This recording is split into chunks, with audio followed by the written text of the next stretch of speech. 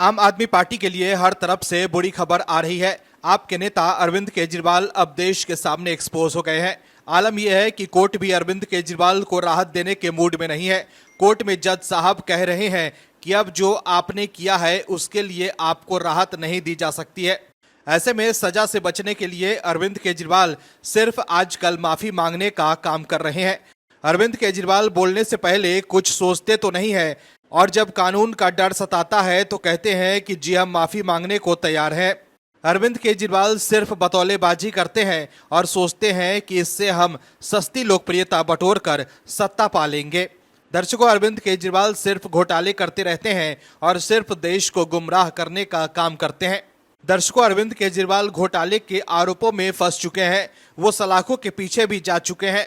लेकिन अरविंद केजरीवाल एसी कमरे में बैठकर लोगों पर हमला करते रहते हैं। लेकिन इस बार पीएम मोदी से पंगा लेने के चक्कर में वो मुश्किल में फंस गए हैं।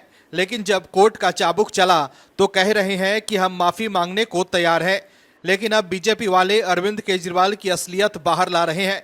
अब कोर्ट के फैसले के बाद बीजेपी ने दूध का दूध और पानी का पानी कर दिया है। क्या है खबर, बताते हैं आपको इस रिपोर्ट में।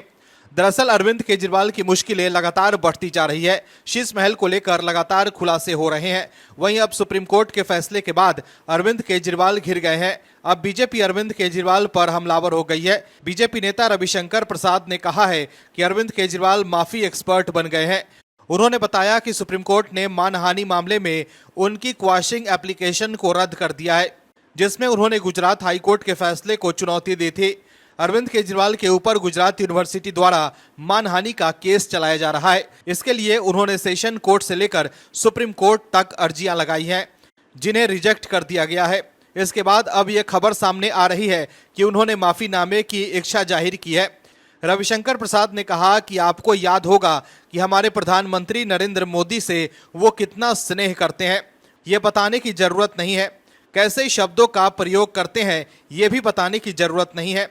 रविशंकर प्रसाद ने कहा है कि एक समय अरविंद केजरीवाल के मन में नरेंद्र मोदी की एजुकेशन, क्वालिफिकेशन और डिग्री को लेकर बहुत जागृति आ गई थी।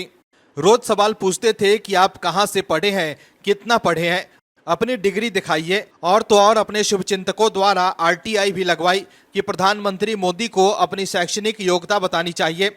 बाद में कोर्ट ने उस आरटीआई को रिजेक्ट कर दिया। गुजरात यूनिवर्सिटी के खिलाफ बहुत अनाप शनाप बातें कही गई थी, जिसके बाद गुजरात यूनिवर्सिटी ने अपने रजिस्ट्रार के जरिए एक मानहानि का केस दायर करवाया। वहीं केस दायर होने के बाद मजिस्ट्रेट ने मामले को देखा और कार्रवाई की।